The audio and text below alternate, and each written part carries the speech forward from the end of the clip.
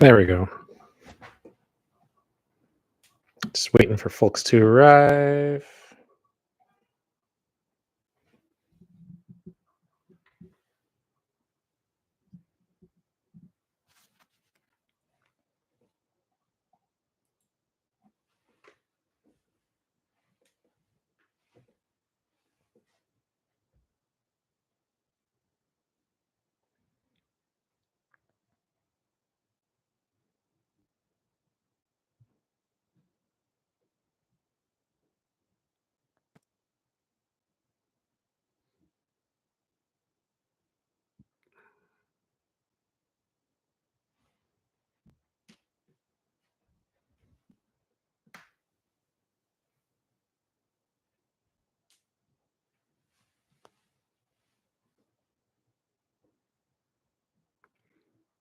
Tim, thanks. Thanks for joining. I'm optimistic the audio is working now.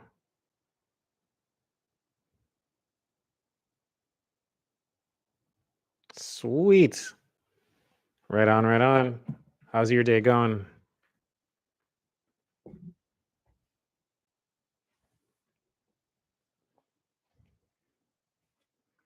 Hey, I see the 49ers logo.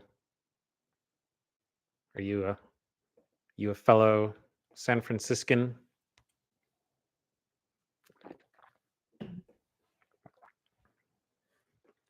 What you booking right now? I'm always starting to get like a little bit of booking fatigue, honestly. East Bay, nice. Nice. Yeah, I used to live in Berkeley back in the day. I take it do you fly more out of Oakland or SFO?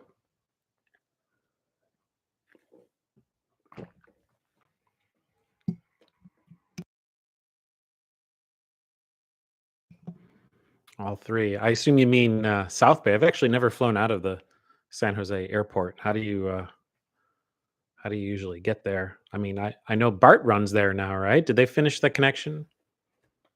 For those who don't know, took a long time for our metro system, our light rail to reach down to the city of San Jose from the Oakland, Berkeley area, or from San Francisco.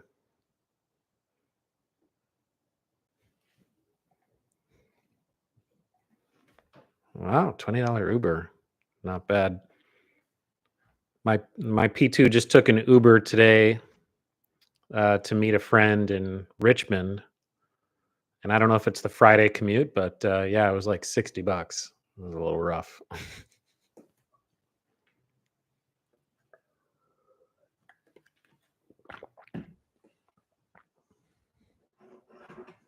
What are you what are you booking right now? Anything exciting?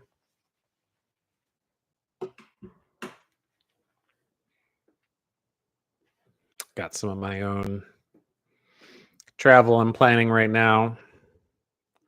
Trying to make use of this creator meetup in Puerto Rico in November, and adding some East Coast stops. Visit some friends and family here and there.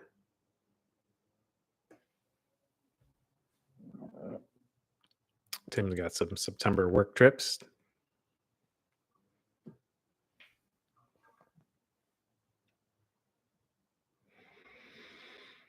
All right, we got three folks in here.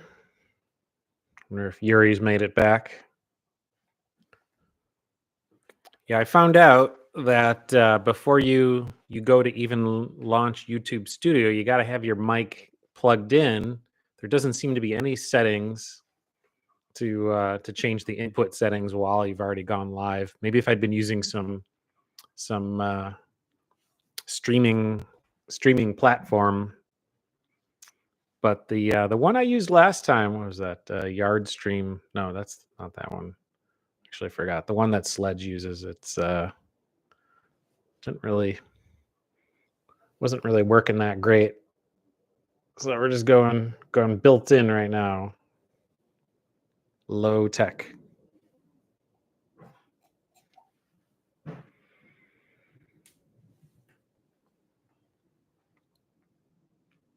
Heard it's hot in the rest of the country. Been a bit Bit foggy and chilly in SF, but can't complain. Just got back from North Carolina. I was in the mid 90s every day. Just dodged a big tropical storm there. Another one. There was a bunch of evacuations and flooding. Hopefully, not as bad as last year.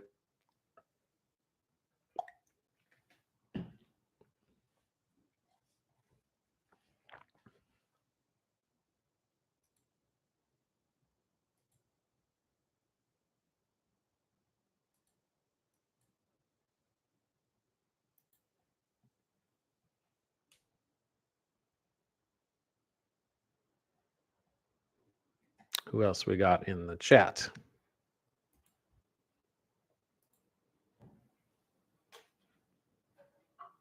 I think we're still waiting for Yuri to get back. Yeah, this is kind of an impromptu live. I think maybe it helps to kind of give people more advance notice.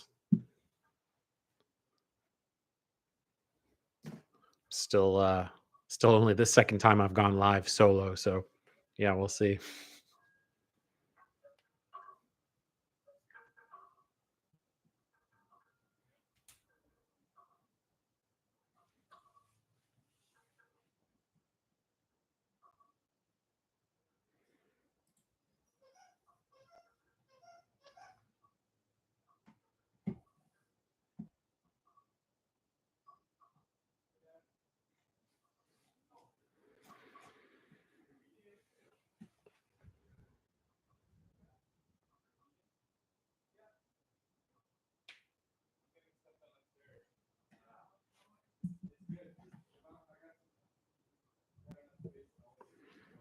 Strata Elite Insights. Yeah. So City Strata Elite, huh? Still got to unpack that a little bit. I just kind of caught a little bit of commentary so far. Yeah, I'll check it out. I've been I've been gardening pretty heavily with regards to my 524, and I've tried 2 or 3 times to see if Chase will approve me, but no, they're being pretty strict with me on the 524. So I'll try it out. I mean, anything just to get the sub the first time. I mean, city cards are really hard to churn. Texas Dog in the house. Thanks for stopping by to this very impromptu live. Let me know if you guys you probably prefer to kind of schedule these a bit in advance, huh?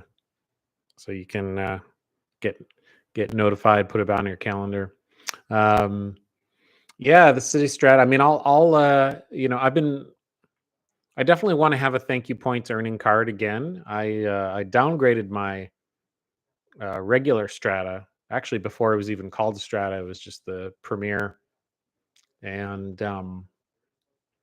yeah, it was fine. It was just a little redundant in my setup, but uh, I think it would be useful. I'd like to try some choice redemptions. I know they also have Eva Air. I just starting to get into Asia traveling, but I think there's a good niche case for Eva Air, a little bit better award availability than some of the other more popular Asian carriers. And yeah, I mean, so that's kind of what's kind of my thing lately has been simplicity. And you guys probably saw I just made a video about the Venture X, and yeah, just kind of feeling the pinch. I don't want to complain too much because I've definitely been able to plan some amazing trips using Chase points and Amex points. So I don't want to get too grouchy about it, but at the same time I'm seeing the writing on the wall and I don't want to burn out. And so I think it's good to diversify. Um, simplicity for me is more of like a goal general, or like a wish at this point. Um, but yeah, all that said, like I do want to take a closer look.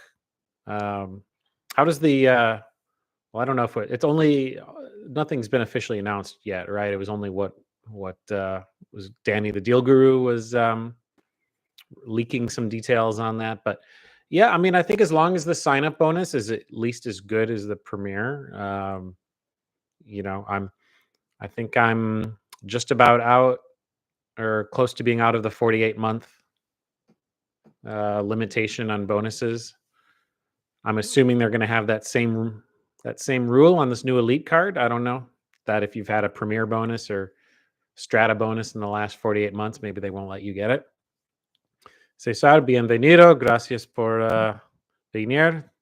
Welcome to Cesar, our illustrious host for our.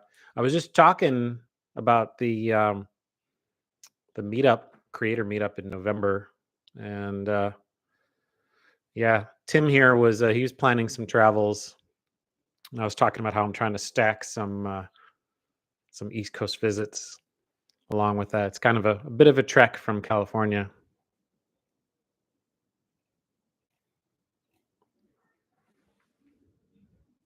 So Yuri is asking, it's 524 that I'm holding on to still a thing now because Chase adding lifetime language.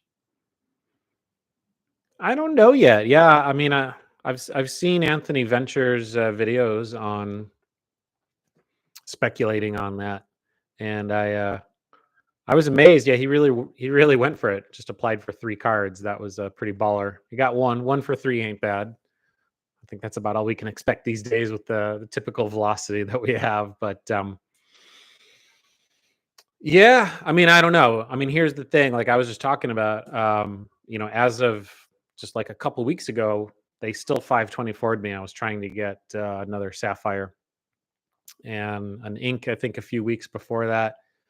So at least for me, 524 is still there. And, I'd like to be able to get some Barclays cards too. So I don't know. I'm pretty close to getting to 524 like in a few months. I was planning to probably get this new Alaska card when it finally comes out this summer, this like mid-range high-end Alaska Airlines card. And maybe try to gun for this Berkeley's AA card and or Hawaiian card before either of those disappear. We'll see. I think we might have some time on the AA because nothing's been announced yet. I mean, I think we're all waiting to see. I mean, that's really the biggest thing for me is like, is AA going to be a transfer partner, more specifically a one-to-one transfer partner with AA, from City Thank You Points. And yeah, I mean, that's going to be the biggest thing to come from all of this. And so we'll have to see how that unfolds and what happens to the Barclays cards. But yeah, I don't know. I mean, I'm curious to see. I have a feeling 524 is not going away anytime soon. That's just my guess. But maybe that's they're hoping to go in that direction. Yeah, that'll be interesting. I guess my question about this new pop-up is, are they applying the 524 logic to the pop-up? Right. So if they are, then it's still in effect. I mean, there are maybe a couple cards that I would consider opening, like the Aeroplan card. I'd really like to get that one just to be able to take advantage of transfer bonuses to Air Canada from Chase.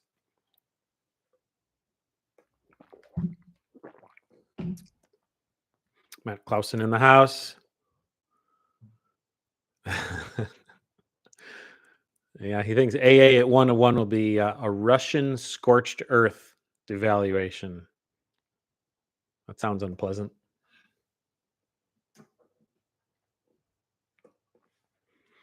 But yeah, I'm excited. I mean, I'm glad to see that the competition is still healthy. Yeah, and I thought that the theme of the day is simplicity because I don't know. I mean, it's a bit tricky, right? Like we're a lot of us are maximizers and we want to earn a lot of points and miles, and um, simplicity for me is just trying to be a little bit more critical on how many coupon book cards do I want to maintain? Do I want to keep paying the annual fee into year 2? I know our buddy Filmo is he's always on the sub train, and I kind of am too. I mean, you know, uh, I'm still opening something else. My latest card is actually the U.S. Bank Business Leverage card, just to inject a little bit of cash back and take advantage of while I'm gardening to still get a good ROI, and because I'm still sitting on more points and miles than I'm going to be able to redeem certainly this year. Um, so I'm trying to be a little bit more strategic. The Alaska card, works with me because I have this Alaska strategy. Um,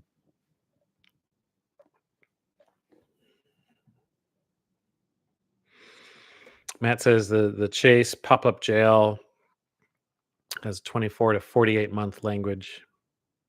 Hmm.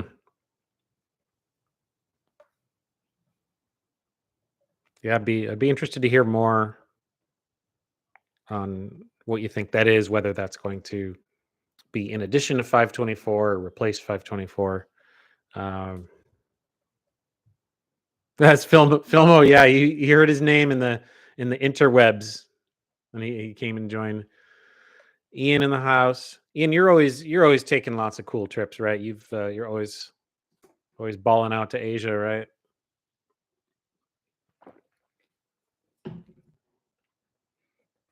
Filmo, how's your still still working on your new channel?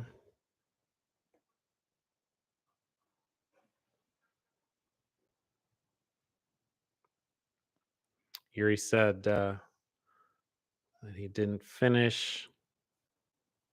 His churning card is not to P2's liking.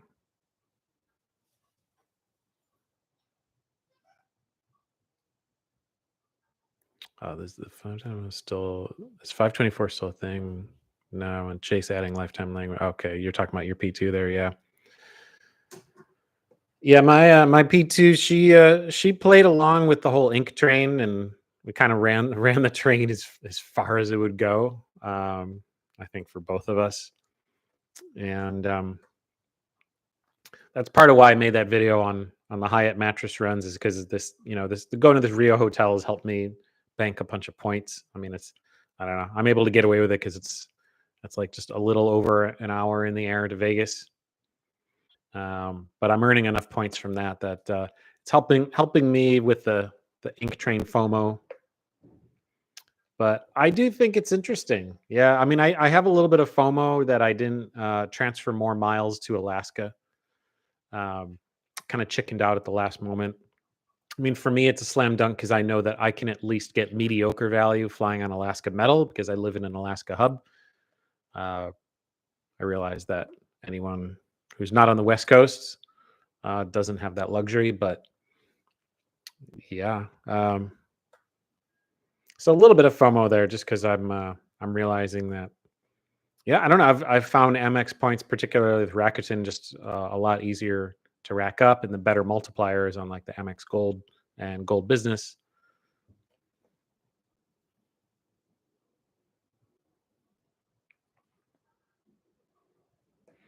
He's only got 2 big trips. Likes Asia. He's headed back to Japan in February. Australia next November. This November. Nice. Yeah, I've never been. Would love to go. I've always wanted to go to New Zealand. I actually saw AA is running a promotion right now. I think it's like 25,000 bonus miles if you fly there. I don't know if it had to be premium economy. No, I think just any flight there.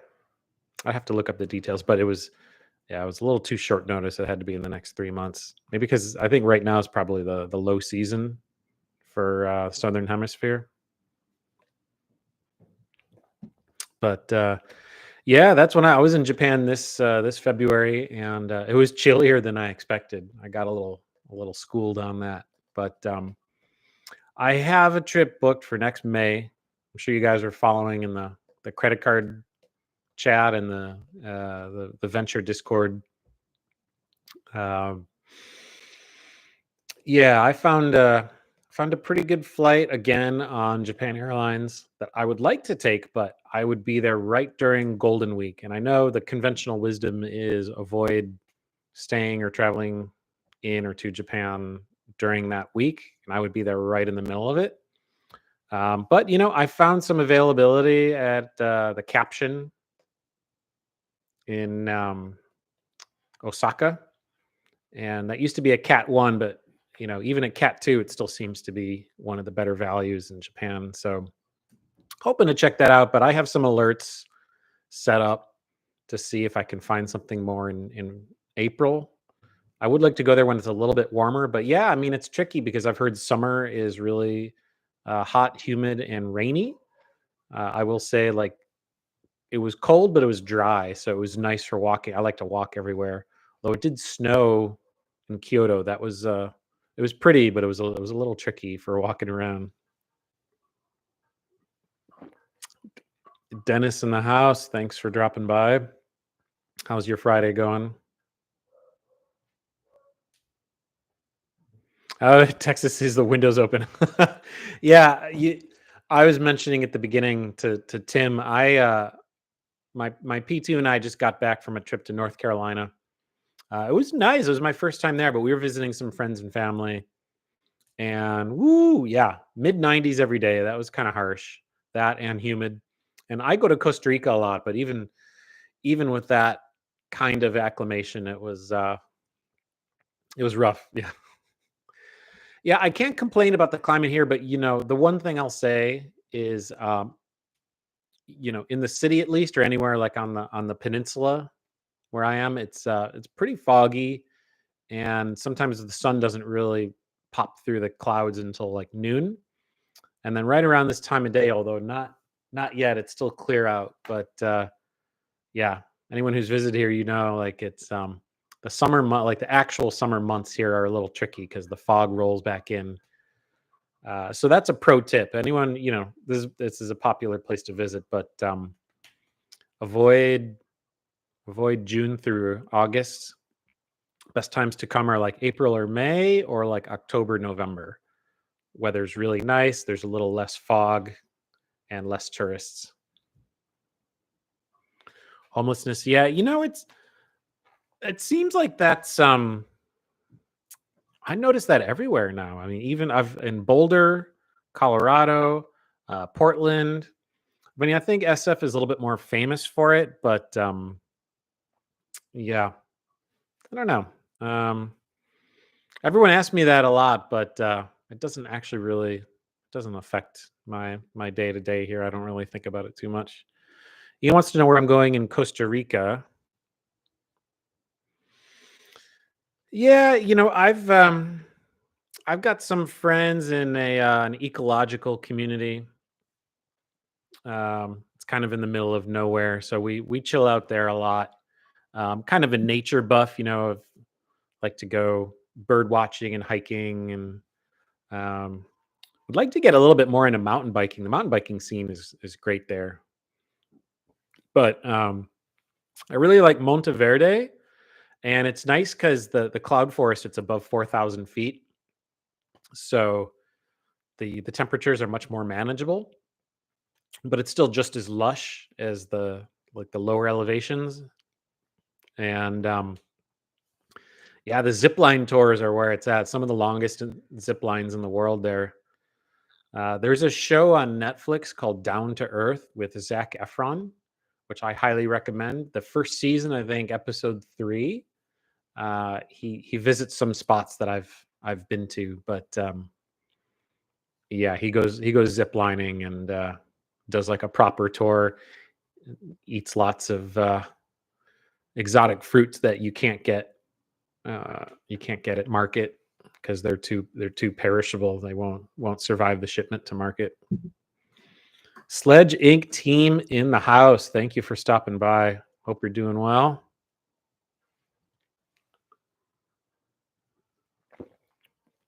Earthquakes. Shh. Knock on wood. Dennis used to work for Transamerica. I'd like to go in the building, even though they no longer own it. I was way up near the top. So those who don't know, the Transamerica building is this pyramid building that's like it's a very essential part of the San Francisco, like the downtown skyline, and it's one of the best vantages. I don't know if it's open to the public or not, but uh, a family friend used to work there and had an office way up near the top, and it was crazy. But now the tallest building is the Salesforce Tower, which just finished a few years ago. And what's cool is they actually built like a whole elevated greenway and park with like trees and stuff, and that goes on for like 3 blocks. It's pretty cool. Um, it's a little bit like the High Line in New York City, kind of, sort of.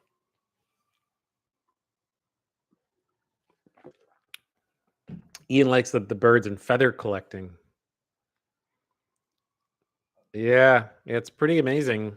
I think it's one of the most biodiverse places in the world. So if you're into ecotourism, the animals, the plants, the birds, just the jungle, all the waterfalls, swimming holes, and everything, it's pretty outrageous.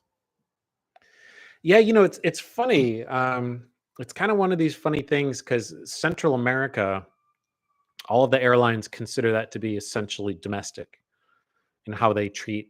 I'm sure Cesar is, he must be familiar with this. Like we don't have the benefits of the long haul international products that we can get to South America or to Asia or to Europe.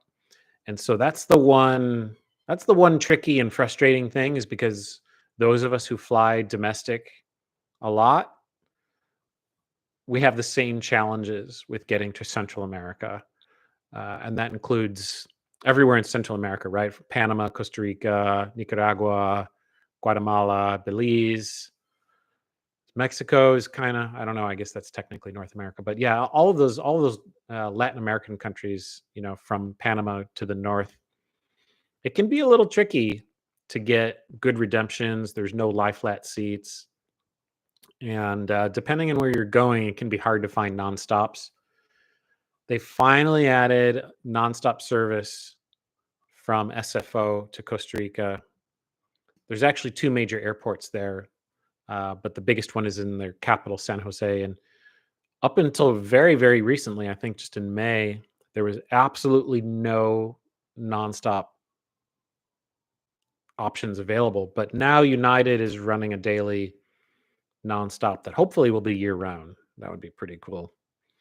But yeah, I would like to make another video soon, kind of revisiting this domestic, the challenge of domestic economy.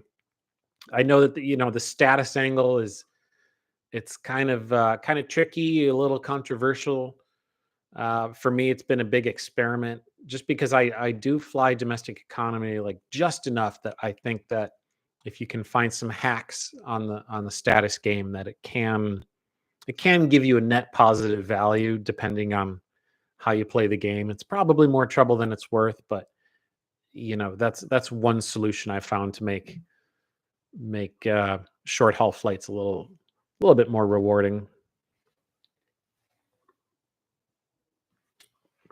Texas lives in Houston. Yeah, don't I know? I've pretty much I have stopped there almost all of my trips. I've stopped in Houston on the way to Costa Rica, so I'm very familiar with that. Not AA though; they stop in Dallas. But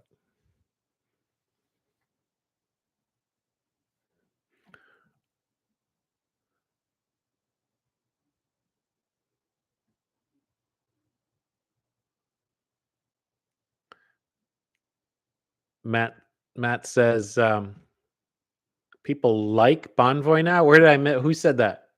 I didn't see anything on the Bonvoy. It comes in handy sometimes.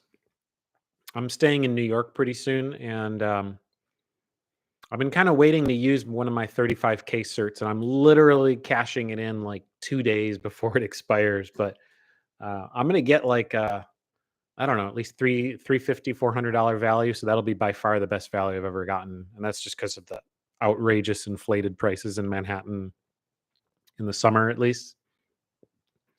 But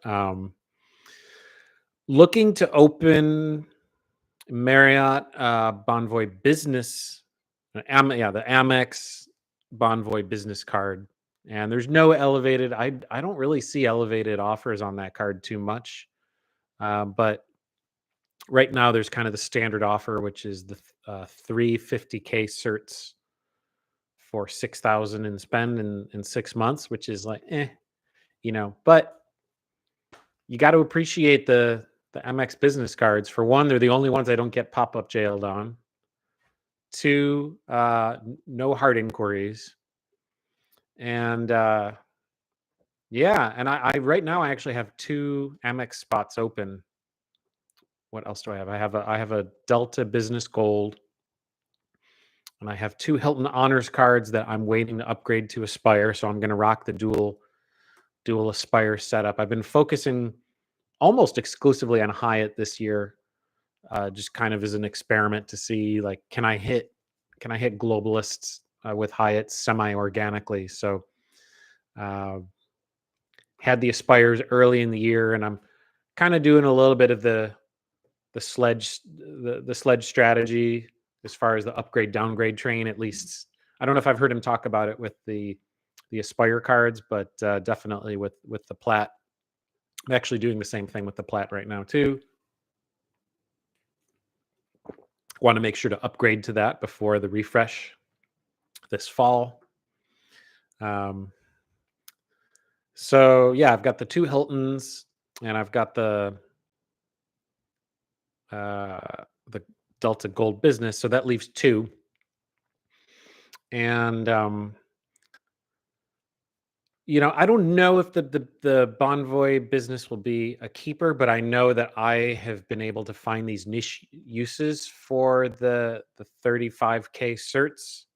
The 50K are definitely useful. I got lucky in New Orleans. I was able to stay at the Ritz there for a night last year during the creator meetup with a 50K cert. That was really cool. And I even got an upgrade, which was astonishing, as a Bonvoy Gold. So I don't know. I think that was like lightning in a bottle. I don't know how even the desk agent was he was really surprised. He's like, "Well, you seem like you got this suite upgrade due to a glitch." So I don't know. I guess it's easy to harsh on Marriott, but I don't know. I guess with my very limited data set, I've gotten lucky with them so far, and I think that it's a good supplement for finding some of these like clutch, like one nighters, or like offhand one nights. And right now I'm trying to figure out if I'm going to upgrade to the Ritz card. I haven't really needed the Ritz card, and I have a boundless. I'm actually about to hit year 2, so I'm waiting to hit that 2-year mark, which is coming up, and get credited for that 35K cert, and then I would do the product change. Oh, part of why I was waiting too is because I thought maybe I would get the Brilliant, but because I'm always in pop-up jail, and I don't stay at Marriott's often enough to really make that card worth it for the headache and hassle. Certainly not in line with this whole simplicity theme that I'm trying to weave that into this discussion a little bit. But so because those who followed, and especially have watched Stan's videos and how complex this is to build out a Marriott Bonvoy card setup, you need to do things in the right order. And one of the things, as I'm sure you guys have seen, is you can't get the bonus on the Brilliant card if you have the Ritz card already. So you need to wait until you have that card to get the Ritz. But because I don't know if that's going to be a long-term card. It would be nice to get the 85K cert, but it's kind of a lot of extra work. And I just wish it was a little easier to get points. I mean, it's nice to have just because they are top upable, right? Like you can stay, I think it's like you can spend an additional 15K points.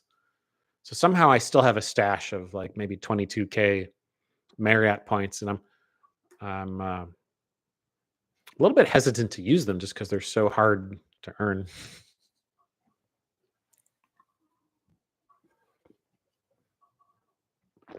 Texas Dog is a lifetime platinum. Nice job. Yeah, that is one reason I'd like to get this business, the business Bonvoy card is those 15 elite nights. And I don't think they'll do much for me because I don't have any realistic. Well, yeah, I mean, like I said, I'm not even going to have the brilliant.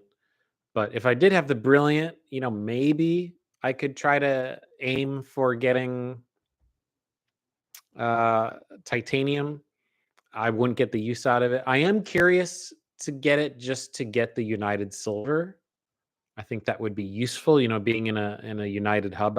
I think having that, even though it's not great. I don't really love their program, but you can't deny that sometimes they're the best option to get where you need to go, especially if you're in a United hub. I think they have over 50% of the air traffic to SFO, which is nuts when you consider how many uh, how many operating carriers and flight routes there are out of here. But um, that's probably way too much trouble to get titanium just to get United Silver. But man, it's uh, getting United status organically. Even silver is. Woo, I don't know how anyone does it who's not getting paid to travel. But yeah, so the Bonvoy business, it's you know, I could get some credits towards lifetime status, and I think if I held on to that for long enough, that maybe I would get some kind of lifetime status. That'd be cool.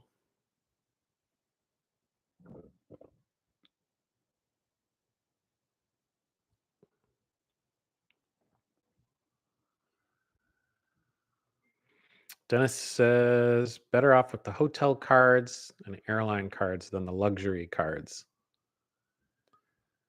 So by luxury cards, I assume you're talking about the refreshed Chase Sapphire Reserve, the soon to be refreshed Amex Plat, the Strata Elite, which I admit I don't know much about yet. Yeah, I think all of that stuff is making me a little bit more interested in adding some more cards into my setup that can reliably earn good amount of points on everyday spend without needing to have some of these premium cards, because I think the direction we've been going for a while is the premium cards, or at least certainly the platinum. I mean, yeah, you get the 5x points on air travel, but it's mostly a sock drawer card. And like literally, right? You don't even need to bring a physical card anymore because you can get into the Centurion lounges just with the app. So yeah, and the co-branded cards for hotel and airline continue to be very strong and give lots of opportunities for not so much for earning. Well, maybe some earning on the hotel side, earning on the airline side is not great, but um, yeah, I mean things are getting structured right now where you kind of have to have one. Like look at the changes Southwest made. Um, Now I kind of wish I hadn't canceled my. Was like, well, let me cancel these United or not United. Let me cancel these Southwest cards, and I did that right after going into LOL 24.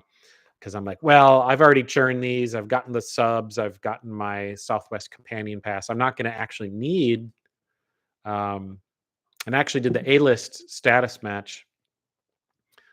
Pro tip: it's much easier to do the status match challenge on Southwest than any other carrier. I mean, you got to hit some level of status with another airline, but you could go for American Airlines Gold status, which is pretty easy to do. And I think for anyone who's interested in doing that, um, it's worth doing just because of all the redeemable miles you would earn along the way. And then you can, like for example, Southwest, the status match challenge is you have to fly 6 revenue flights in 90 days. which is pretty easy. And then you get it for a year. And the cool thing is they let you renew each year. Most programs only let you do it once every 3 or every 5 years, but Southwest seems like it'll let you do it every year.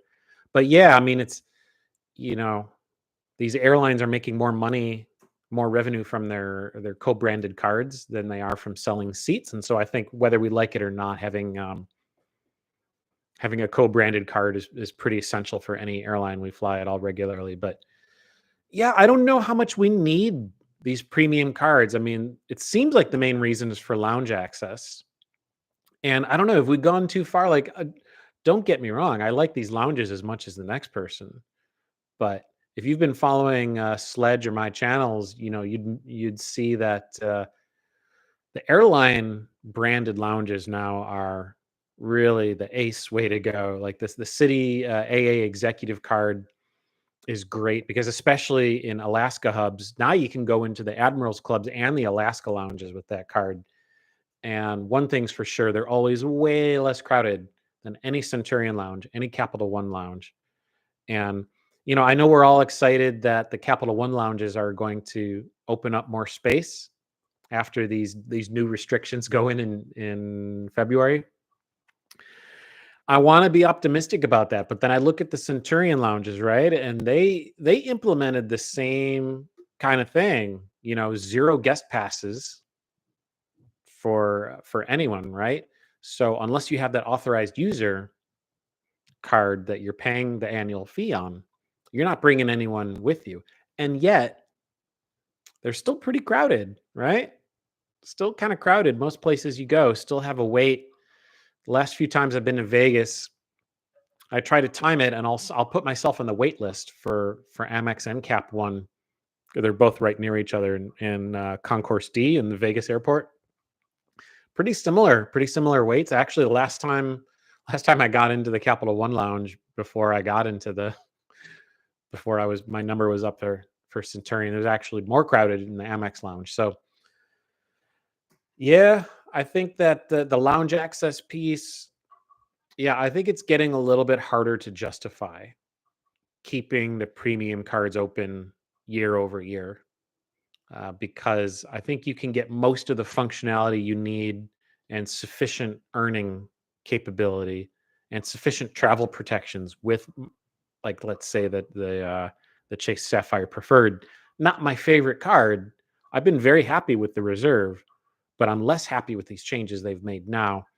And I'm grandfathered into the lower annual fee. And even with as much as I need Chase points for Hyatt, I'm really on the fence whether I'm going to renew that card when it comes up next year.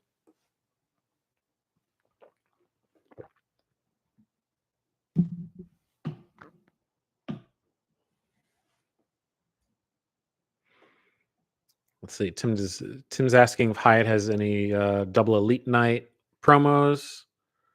They do. I haven't seen any in a while though. Sledge did not get upgraded at the Ritz. Yeah, I think I just got lucky. Because yeah, you guys know, like, they don't have to abide by the Bonvoy program terms, although it seems like no one really does anyway. And if you guys watch Frequent Miler, you'd know. I mean, those guys know a lot about Marriott, and yeah, it doesn't seem like Marriott enforces the rules of their elite program at all. And so the hotels, each property can play whatever games they want, and Marriott always sides with them over the actual guests. Texas Dye is concerned that the next annual fee increase will be coupled with an increased free night certificate after the hotel chain has raised the redemption charts.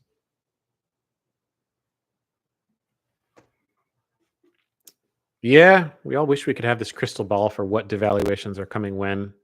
I guess that's one of the balancing acts on having enough cards, being in enough different ecosystems, that devaluations on one program don't leave you empty-handed.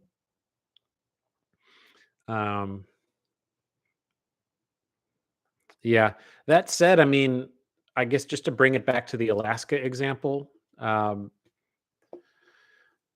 Here's one reason I wish I had done a little bit more of a speculative transfer to Alaska is because with Alaska and American, like any of the domestic carriers, the non-discount carriers, so excluding Spirit and Frontier and others, is free cancellations, even on non-refundable tickets, right? So you can cancel and then have a flight credit for a year. The international carriers don't do that. For the most part, they all have 100, sometimes like $150 to cancel and redeposit.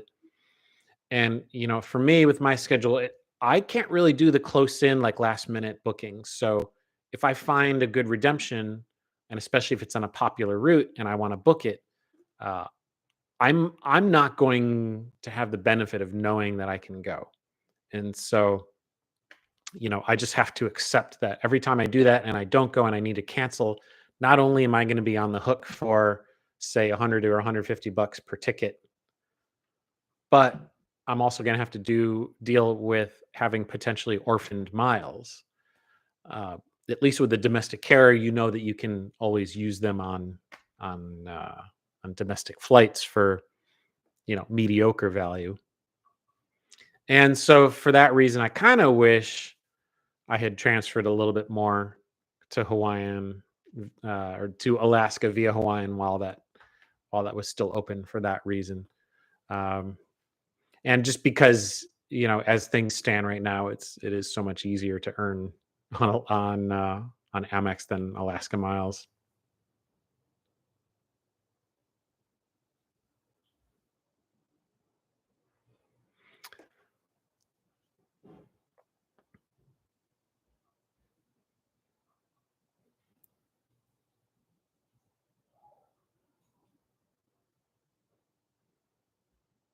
Tim says Alaska MVP matches to A list. Yeah, you guys have been following the upgrades and changes that Alaska made to their mileage plan this year are pretty nice, and I think they're trying to compete a little bit with AA in terms of having more options for non-flying status earning, which is cool. And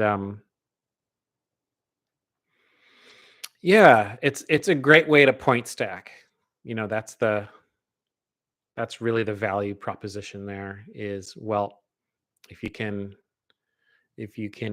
eat at the dining portal restaurants and get the 5 miles per dollar, then you also are getting the EQMs, as they're called with Alaska. But the same thing with AA, you get the loyalty points, and that's a pretty solid way to go. I know AA hotels is pretty good. A nice superpower of the AA executive card that does not get enough attention is the 10x miles per dollar at AA hotels, and that's on top of what you get in the portal. So that could be a huge stack. I haven't seen quite as many lucrative options, but every now and then you'll see it like just kind of a standard $200 a night room. You might get 2,000, 2,500 miles, sometimes 3,000 or more. Uh, so you would stack those, right? Uh, so you're getting, let's say, $200. That's like 10x. So that's 2,000 bonus miles, not loyalty points, but you know the the base earn in the portal. Let's say that's like 3,000 miles. Those are also, you get 3,000 loyalty points. So that's pretty solid. And you only need 45,000 to hit gold status, and then you can match around. You can't match anymore between AA to Alaska because they're both in one world. But yeah, Alaska is still the last carrier that offers distance-based earning. So that's pretty great for domestic travelers. It's also excellent for people who use their miles to book international trips, because now they offer the EQM earn. That's EQM stands for Elite Qualifying Miles with Alaska. And so when you're booking a trip, let's say to Asia or to Europe on any one world partner using Alaska Miles, you're going to earn EQMs for Alaska, even though you're not even flying on Alaska. Not even AA does that. And you can rack up EQMs pretty quickly that way. So like for gold status on Alaska, you only need 20,000 EQMs. So if you go, for example, from West Coast to Japan is what? It's about 5,000 miles each way, something like that. So one round trip is 10,000 miles. You could do that in economy if you wanted. It'd be a little bit rough coming back, right? Because that's the overnight leg. But you could do that as little as what, like 30K each way. So for like 60K miles, you're getting 10,000 EQMs. That's halfway to MVP status. You're halfway to that first tier of status just from one economy round trip. I dare you to try to do that with any other carrier and get that type of efficiency with earning status. That's one of the, so as easy as it is to earn AA status with regards to all the different ways they have, that's part of why I'm considering switching to Alaska next year. And just, some wishful thinking that I'll be able to have more than, at least a couple intercontinental trips to Asia or Europe using Alaska Miles. Texas says Southwest is a train wreck right now. Yeah. Kind of a mess. I don't know. I want to see how the assign. I'm maintaining a little bit of optimism that maybe some of these assigned seats can give some benefit. For me, my favorite hack with Southwest that I'm going to miss with having status, this was super useful, is, they call A lists right now between the A group and the B group. So if you make a same day change for any reason, which I've done a lot, actually, it's super useful. You get to the bottom of the list for your boarding position. You might have a C40 boarding position, but with A lists, you can board right after the A group. And so I'm usually sitting in the first 10 rows every time I fly, even with the worst possible boarding group. So now with assigned seating, I think I'm going to lose that ability. And also with these changes in the refresh on the Southwest cards, you're going to get almost all of the benefits of A-lists just from, I think, whatever their top tier card is, from what I've been reading. So yeah, a little disappointed with Southwest. Sledge says AA executive is king. It's a strong card. Just, always bring another issuer with you when you go abroad. I tried to use them in Japan. I tried like 3 different times. It was blocked every time. And this was after, getting the text and saying, "We noticed some unusual activity. Please verify this is you." Yes, this is me.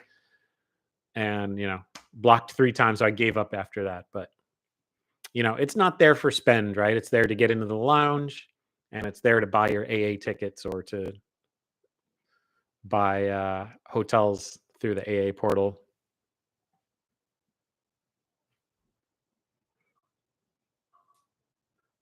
Texas dog, he went to the tried to get into the Cap One lounge in Vegas, 40-minute wait, then went to the UA lounge, more enjoyable, it's quiet. Real Coca-Cola, nice. Yeah, I mean, so SFO now has a Maple Leaf lounge, and you can get into it with the Sapphire Reserve, which is cool because I do not have the United Club card. I do get the 2 annual passes with the United Business card, which I have. The Maple Leaf Lounge was nice, and it was very quiet. And you could tell this is like, it's a work-oriented lounge. But like, even if I'm not working, I find it more relaxing because it's the music's quieter, people aren't talking as loud, there's not as many people drinking. Uh, the Capital One Lounge feels a little bit more like a party scene, which is, it's fun if you're into that, but I don't know, like the planes already have a lot of noise and a lot of just stimulation coming at you. It's when I think lounge, I think I want to lounge. I want to be able to chill out and relax. The the Alaska Lounge at SFO, which is the only one I've been to so far, they have these really cool like lounge chairs. These lounge chairs facing the runways, and yeah, that's kicking it in style. But yeah, most importantly, the co-branded lounges, they're right by your gate, right? All these other fancy lounges, just the trendy lounges, more often than not, they're not by the gates that you're flying out of, and so you got to build in that extra, you know, at least 40 minutes to get to and from your gate.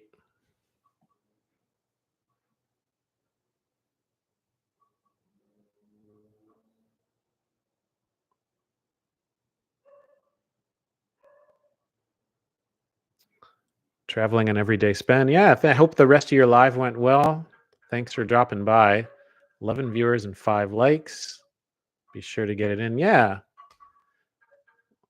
Yeah. Thanks everyone for being here. Feel free to like so that more people can join the party. The algorithms. Dennis wants Sledge to break out the whiskey and bourbon with the Coca-Cola. I can dig it.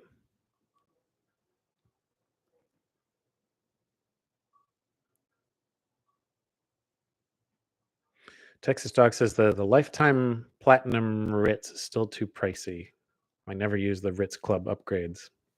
Yeah, what do you guys think? I mean, like I said, I mean, I'm still on the fence on getting the Ritz card. I mean, I know you're is that what you're referring? I mean, it sounds like two different things. You're talking about the program, but yeah, the Ritz card. I mean, it seems like the play there is mostly just to have the 85K cert. Uh, I think the challenge there is that it used to be like a reasonable competitor to the Hilton free night certificate. But now with so many more of the top end Marriott properties being priced deliberately out of reach for the 85K, I don't know. I feel a little bit more hesitant. I mean, I'll still probably try it out for a year, but yeah, I just feel like a lot of the benefit of that card is as a kind of a to get the CSR level uh, travel benefits and lounge access. Uh, with a card that's maybe just a little simpler to get the value out of the annual fee, but because I still have the CSR at least for the next year, I'm really uh yeah, I mean for me it's more like, well, am I going to pay this, I'm going from a $99 annual fee to $450 annual fee, uh most of which I can make up, I guess, with that airline incidental credit, but you know that takes work. And I don't know. So how much more is an 85K cert worth to you guys versus the 35K? That's what I'm curious to hear. Dennis reminds to price check portals. Absolutely. Yeah, you guys always do that, right? Like whenever you book something, always look in at least a couple different places. Make sure that it's just kind of a common sense check before you book anything. I mean, if you're booking something direct and you're very, very familiar with either that flight or that property, and you know that it's a good price, maybe you don't need to do that. But yeah, I try to always uh, do a search for any given thing in a couple different places. I've been booking a lot of United flights with the Amex travel portal lately, partly because I have this business platinum card that's about to hit year one, and I'm I'm very likely to cancel that. So I'm taking advantage of this 35% rebate for booking with your chosen airline. And I've had to fly United a lot this year and been taking advantage of that to use up some of my my Amex points. And yeah, I will miss having that. But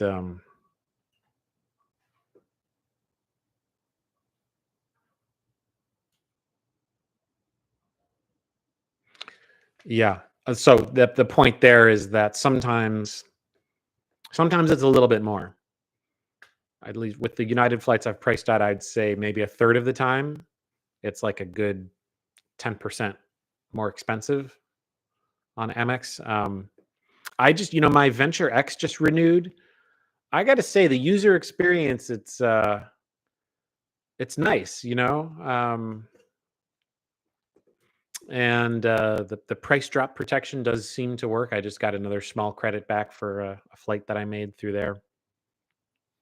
I think flights are a good way to go in the travel portal.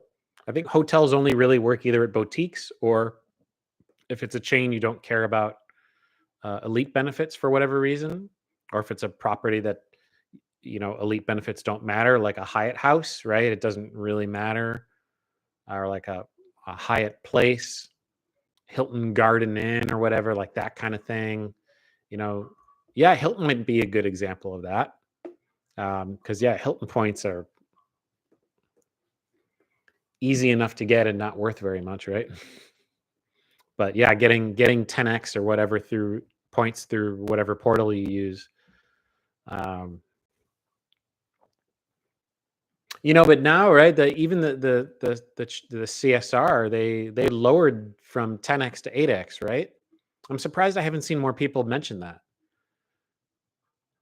Says, yeah, I mean it's nice. Now we can get 8x in flights. I think it's better for flights, right? Because that unlike with hotels, you're at least going to the airlines are still going to treat third party booked flights as revenue flights.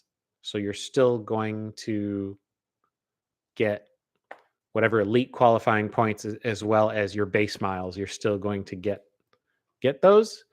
Um, the only real trick is that you have to make changes through the portal.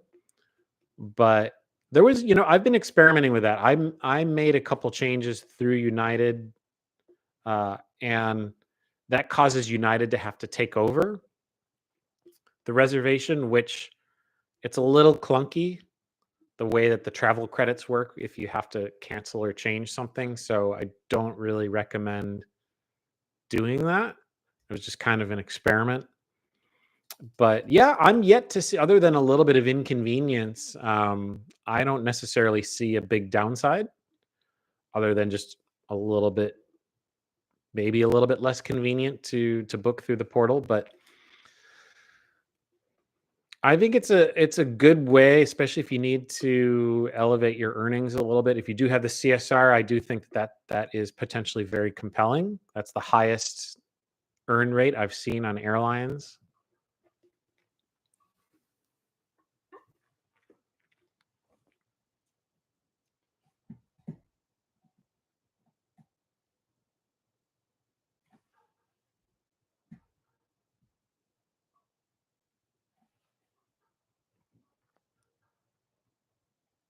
Traveling on everyday expenses. My time at Dallas Capital One was pretty quiet. Hopes to have a good experience in Vegas. Yeah, the one thing I'll say is the food is always really good. I really, really like the food at the Capital One Lounge. I think that they um, are they the best? I think they could be the best. I think that the Centurion lounges, maybe they have a little bit more selection because of the buffet, but I think the overall quality and like attention to flavor, and I really like the individual servings. I think that's a slam dunk. I don't know why they're not all doing that. It should be better for them too, because not only is it more hygienic, but also people are taking smaller portions, so there's probably less food waste. I think they hit it out of the park with the food for sure. I just hope they open more lounges soon. Um, yeah, I think for Vegas, I don't know. Maybe it's because I've typically been flying out of there on like Sunday afternoons. It's always been pretty busy. I think that's like a peak time. All the weekenders going back. So it's always been very busy on Sunday afternoon. But I'm curious when you're going to be going out of there.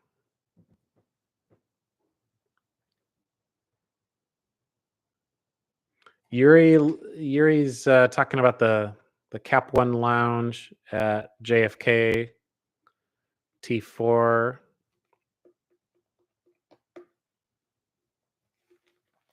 I have a trip to New York coming up soon. Visit a buddy there. He tells me he prefers LaGuardia to JFK. I can see how, at least coming from Manhattan, it seems like it's a little bit faster to get to LaGuardia. I do think it's interesting that there's Sapphire lounges in both airports. Um, I haven't flown out of LaGuardia in a long time. Curious if any of y'all have a preference, LGA versus JFK. I've got to go get myself some more water. BRB.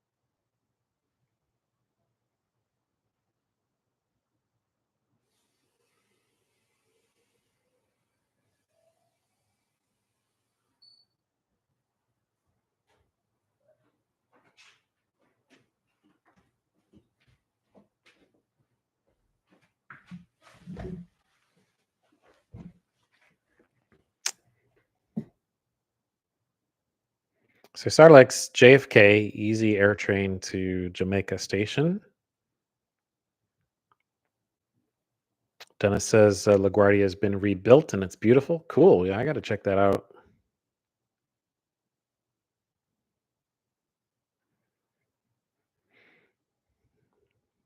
Dennis says Capital One Portal works for lower end hotel chains like Best Western. Interesting. Interesting.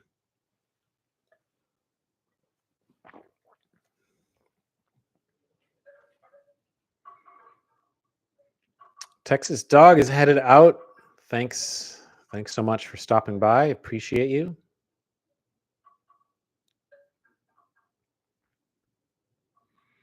Sexar says Sapphire and Centurion lounges are very good in JFK. Good to know. Yeah, I have not been to a Sapphire lounge yet. Ironically, I was in San Diego like a week after they opened the new one there, and I completely forgot about it. And I don't even remember what I went to, but it was nothing that I remember. So, yeah, I gotta check that out.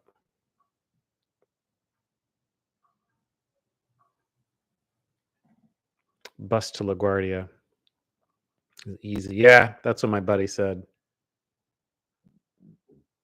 He lives in the West Village. I really like that part of Manhattan. It does feel like a village. I know there's multiple villages, but to me that one is the most village.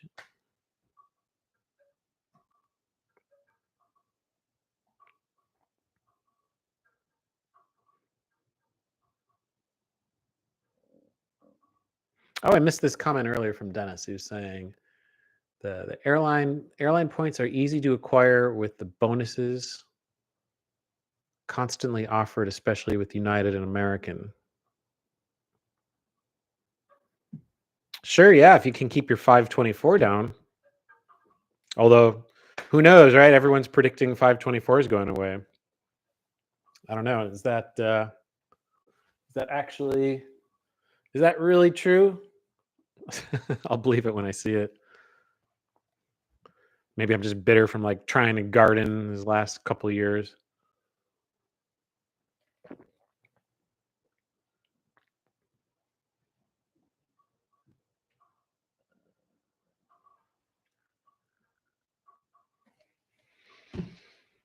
So yeah, let me bring it back one more time to this simplicity thing. So I've been really bringing this up because um,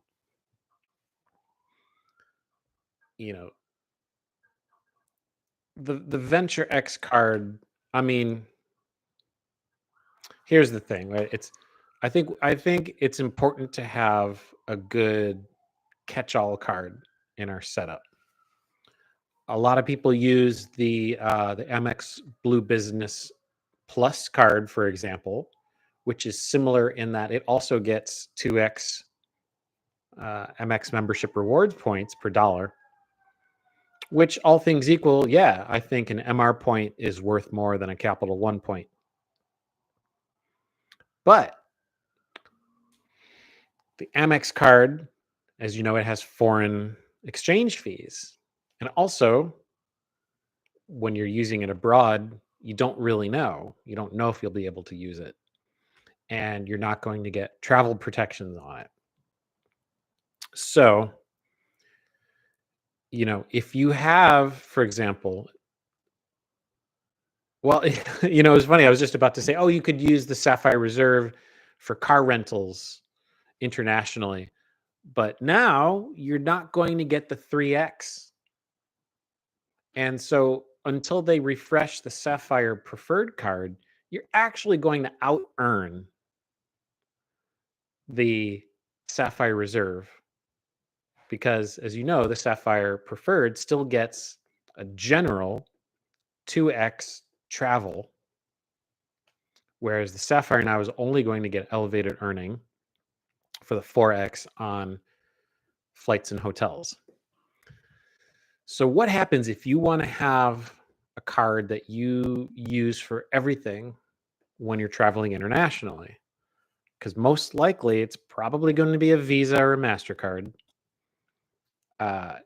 Hopefully you're using your time just to do what you want to do with a limited, at least if you're like me, a limited amount of time that you have to travel, and you don't want to have to be checking to maximize your earnings. And so, yeah, I mean, the Sapphire Preferred, you're still going to get very good, not quite as good travel protections, but most importantly, you're still getting primary car rental insurance. Well, that's something that the Venture X has, right? I mean, the Venture X is still a travel card, but it can be your catch-all card. And so it's still the only one that does that, right? It's still the only card, to my knowledge, because what are the other 2X cards? You've got the Citi Double Cash card, not a travel card. It's a MasterCard, but has international fees. You have the Wells Fargo Signify Business Card, which is a 2X card, not a travel card, same thing. Although you can, similar to the double cash, you can combine it with an autograph card in order to combine points and transfer them out. Just like you can do with the Strata card with the double cash. Same story with the MX Blue Business Plus. So Chase, what you got? There's nothing. There's no like general catch-all card that you can use reliably for travel. The closest thing to it would have been the Sapphire Reserve, because at least you get the general travel. And if you're like me, you're I don't know. I mean, you're probably. I mean, we're all using points more often, right? Like I know I'm doing some cash stays particularly with Hyatt, because particularly in the mid range, it's hard to find good value for point stays. Although that's very similar too with the lower end on cash stays, lower to mid end on both IHG and Hilton properties. But with IHG, more often than not, I'm trying to use that fourth night free benefit with award stays. Hilton, it's a little harder for me to stay places 5 days, but that's a good way to use Hilton points. So yeah, I mean that's a tough thing because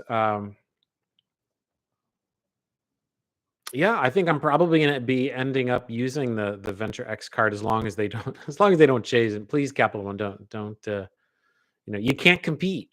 Your transfer programs aren't they're not as good, right? Your competitive advantage right now, other than some tasty food at the small number of lounges you have, is your 2x catch-all. Uh, it's really you can do. I'm like, yeah, you can do the duo with the saver card. Uh, my P2 has the saver card. I haven't bothered getting it. She doesn't really use it.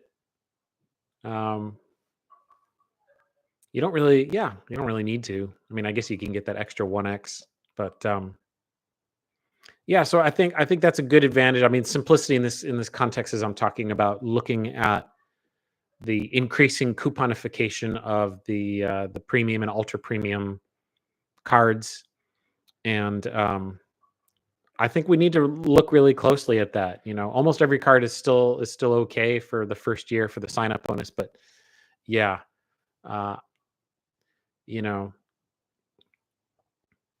there's certain cards I'll keep around just because I've had a long time or because I appreciate the benefits on them. But I am looking forward to is my one of my next experiments to just see like how streamlined of a setup can I run and still get good earnings and still have enough benefits that I can travel the way that I would like to travel. And so, yeah, I mean, maybe it will be focusing more on the Venture X. Maybe it'll be trying out the Wells Fargo ecosystem. Maybe it'll be getting back into the Citi ecosystem.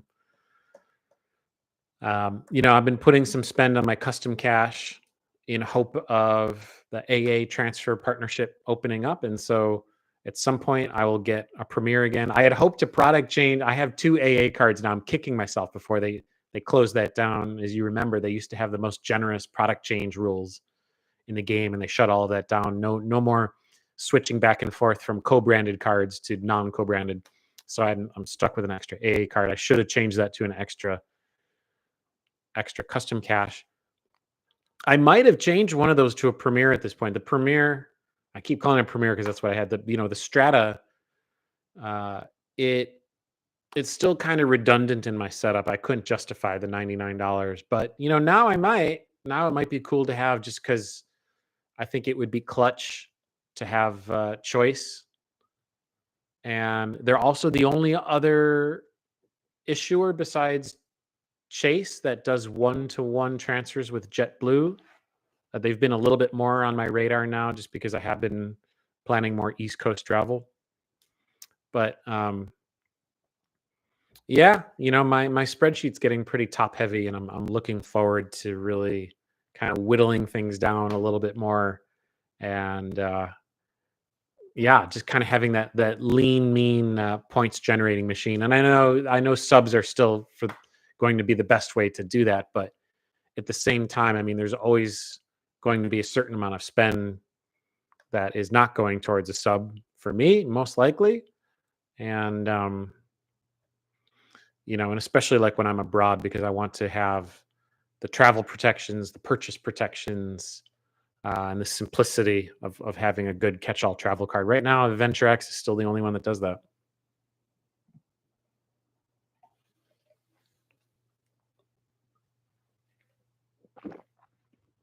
Ian got a mailer from Chase, targeted, and he's at 824. Just got the Chase Sapphire Business Reserve at 824. Wow, congrats. I remember that, that direct mail. I think like a few years ago, I opted out of like marketing mail to try to reduce like spam mail, and I don't know if that's why I don't get mailers. So if you if you guys know a good way to reverse that, because I literally never get any mailers.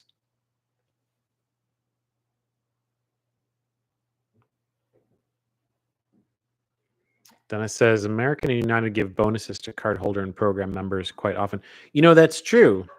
I've taken advantage of some of those United ones. Yeah, I have two United cards. I have the business card, but I also have the no annual fee gateway card. I have that because I downgraded from the club card. I wasn't flying enough to justify keeping that open. But yeah, several times this year they've had these pretty generous promos where, spend $1,000 and get 3,000 miles or something like that. Um, or different temporary category bonuses. I've maxed those out for sure because yeah, I always need United miles. And it's one of those tricky things, uh, the the value of a given mile or point, it goes beyond what its face value is, right? Like you could look at the points guy and say, well, gee, the or like frequent miler have their own, say, well, the reasonable redemption value for United mile might be, I don't know, 1.3, 1.4 cents versus, a Chase or Amex point, which is closer to 2 cents. And you might say, oh, and you can always transfer a Chase point to United. And that's true. That's true. But for me, at least, it's like, well, I safeguard almost all of my Chase points to save just for Hyatt. Now, once I'm not focusing as much on Hyatt, maybe I won't care quite as much, But um,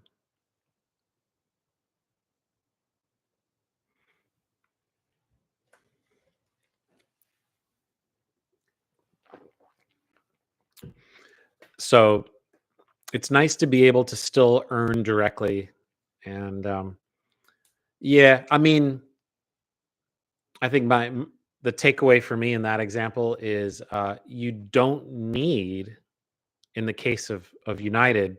United's the best example of this. You don't need to have an annual fee card.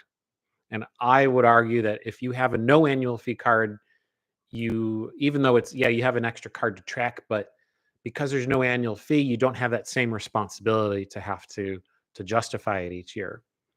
But you get Chase offers, some of which are pretty good. I've actually been finding more useful Chase offers than I have Amex offers lately. And you do get those occasional bonuses, which are nice and kind of underreported. I've definitely been able to build up quite a few extra United miles. And there's just some times when it comes in super clutch. In fact, I was flying back. This is a pretty good example. Like the Raleigh airport, it's a reasonably big airport, but it's not a major hub. On this trip to North Carolina, we flew into Charlotte. So naturally, we flew nonstop on American because that's a major AA hub. And we got upgraded, which was nice due to AA status. But flying back, we were flying back from Raleigh. And so United is the only carrier that has nonstop service to SFO. And because of that, those cash rates are oftentimes they're kind of pricey. And I waited a little bit, and then I saw all of a sudden Saver Award space opened up. And for a ticket that would have cost, I think, like $400 a piece, so for two people that would have been $800.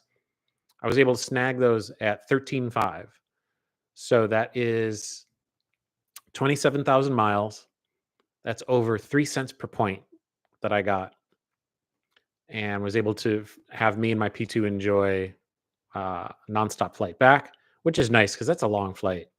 It's especially going west, right? It was like 5.5 hours going from Raleigh to SFO. So yeah, it's clutch to have a stash of miles. And sure, you can transfer them over with most of the major domestic carriers.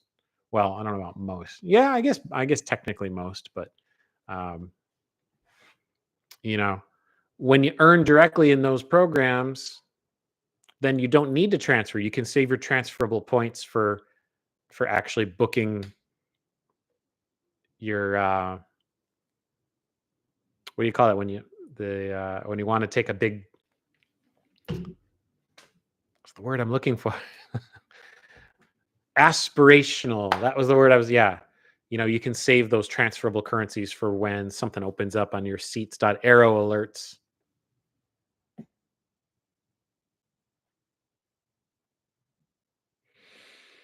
Arnold Alley, another thing with Capital One points, he's only gotten 2 cents per point or more value from them. Examples were United flights via Air Canada,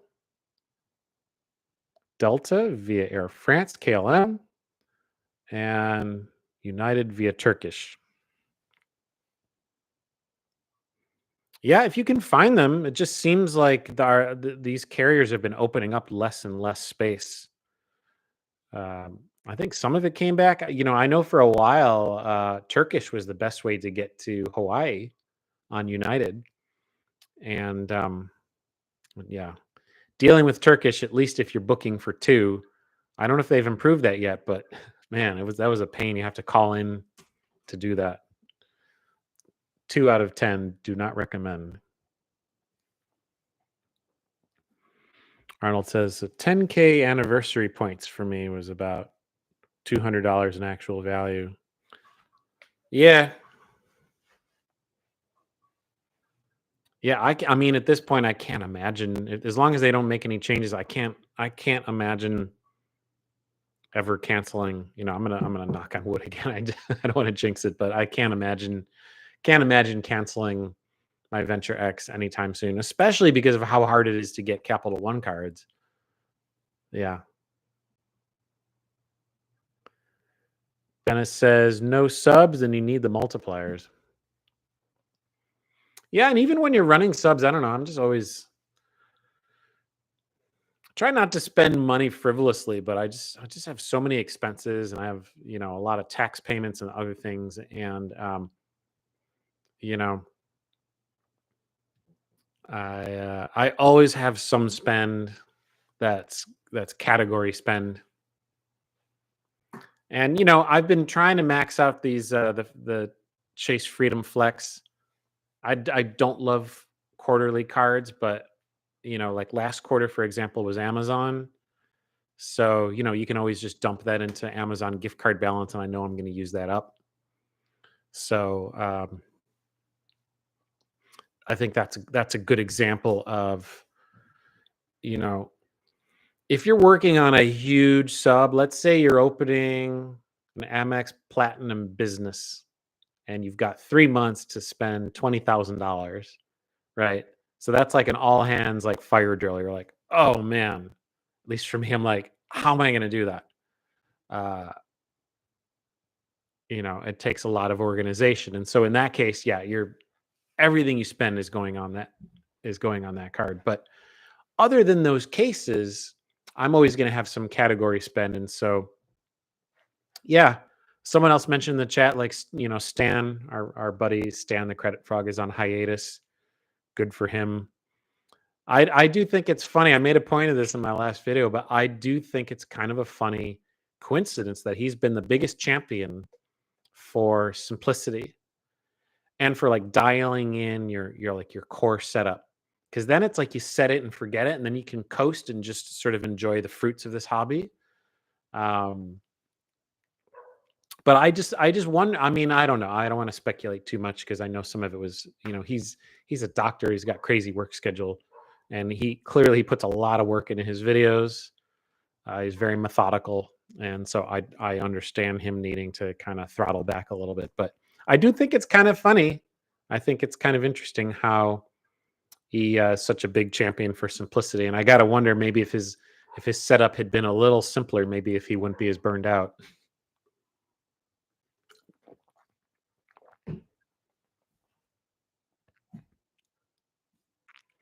Arnold says, so $500 in credits if you get good value for your anniversary points. The Capital One card, yeah, for sure. Tim says gardening forces you to maximize.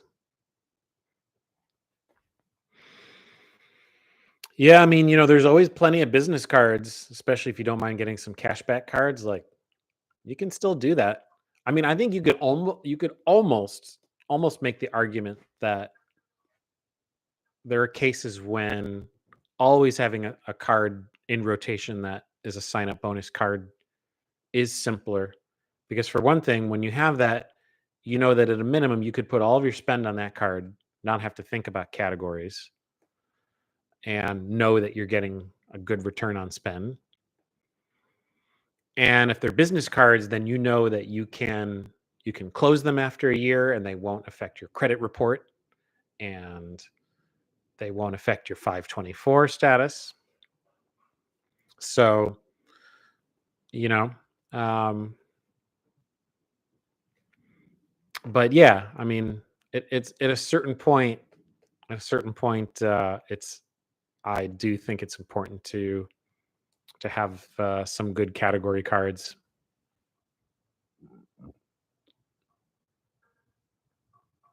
Arnold says.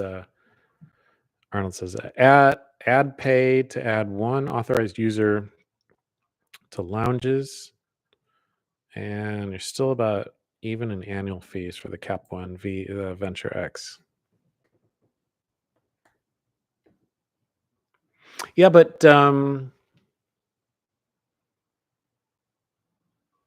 I see. Because you can. That's right. It's like an add-on fee for the authorized user now that you can do that. Yeah, I think if you care enough about that, though, you should just have your P2 open their own card. Mine, I think, is she has a bit of a moratorium. She's like, no more cards. Like, okay, I hear you. Dennis likes to use his Discover for cashback to put in Fidelity. Oh, interesting. Do you use do you like to use Fidelity for like no fee checking? I do like to use my Schwab ATM card when traveling for no fees.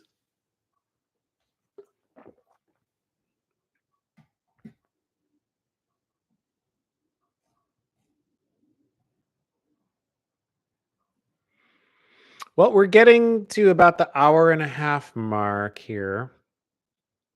So I think we'll give it a few more minutes and then we'll call it an evening. I know it's getting a little for those on the East Coast. I know we're getting a little late, but I got to get up on my soapbox a little bit on the yeah, just you know, it's important to be able to take a step back and look at this hobby and not have it feel too much like work. I think that's the challenge for me right now. I'm like really trying to check myself that I'm like, A, I'm not spending money irresponsibly.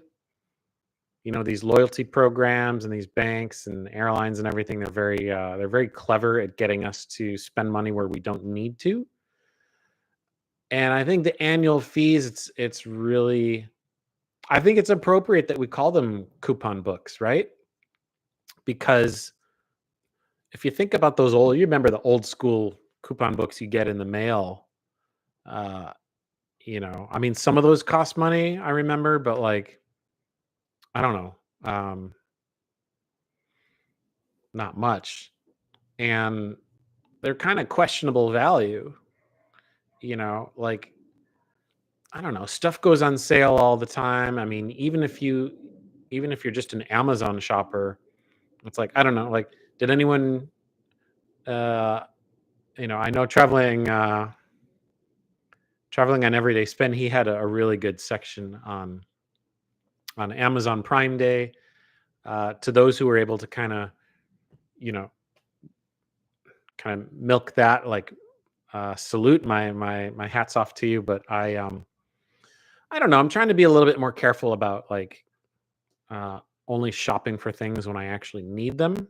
And I feel like especially with Amazon, If there's something you really want, just wait a week and you'll see a used version of that has the same return policy, that has a steep discount, that in my experience almost always is as good as new. Phones and electronics and things, I always try to get them used when I get them through Amazon, because as far as I can tell, they always have just as good of a return policy. And so hey, Michael Wong in the house. I'm sure you guys all know Michael Wong Travels. Check out his channels. He really walks the walk as much as anyone else I know in this hobby.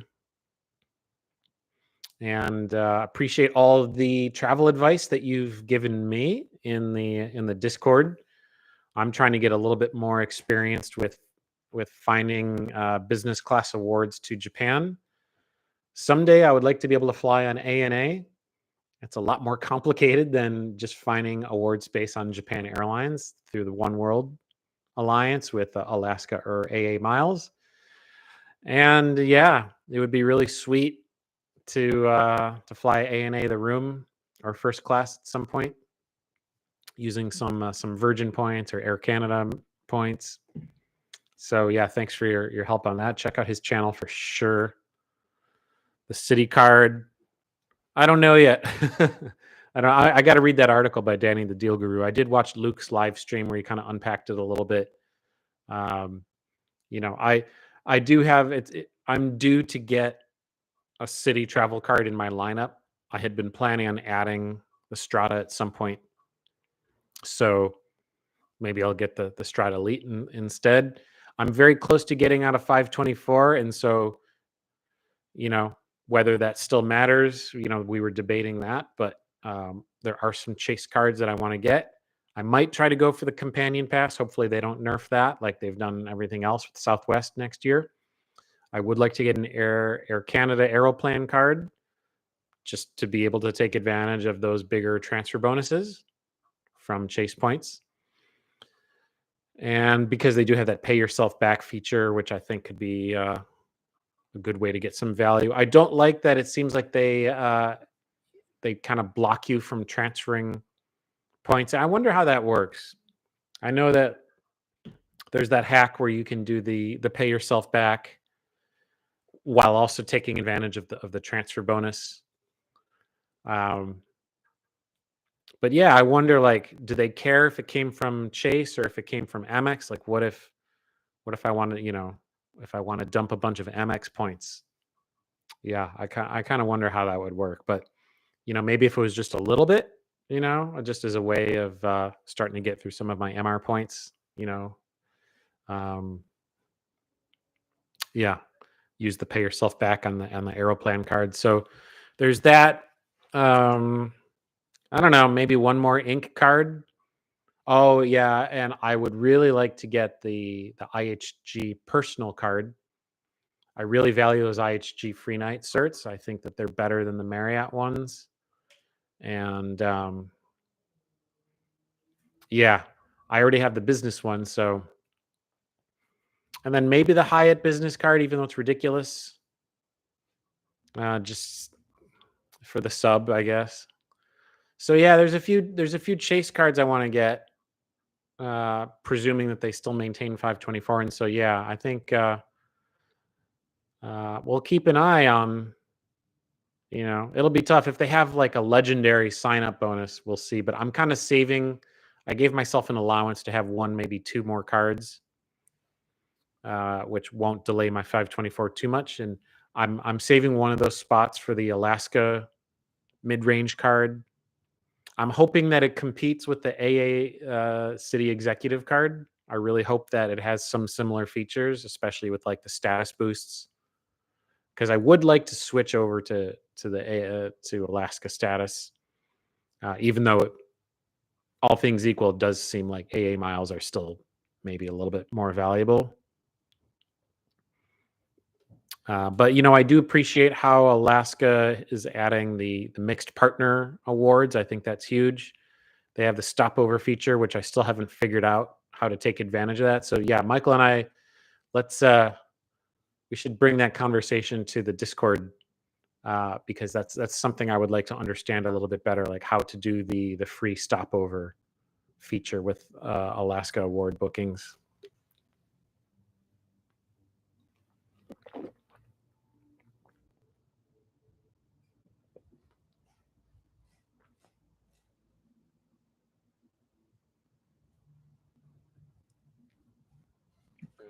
Well, I think we'll call it in a sec here. If there's any more questions, put them down in the chat.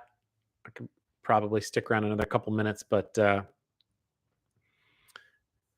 yeah, covered some good topics today, some awesome comments.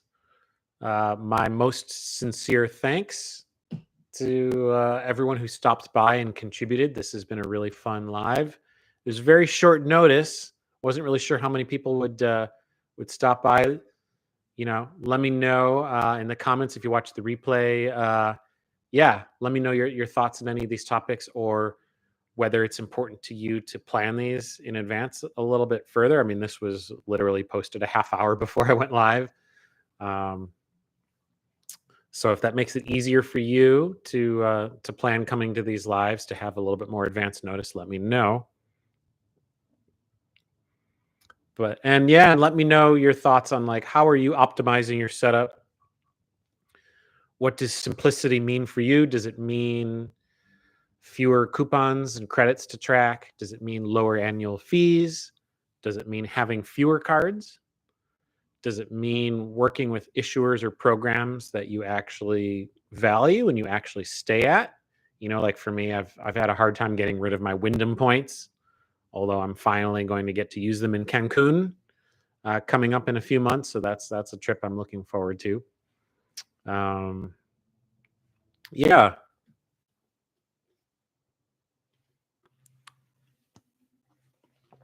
And please like and subscribe so that more people can join this growing channel. And I think that's about it. Hope your Friday's going well, or whenever you're watching this replay. And let's all take care of each other. Ciao for now.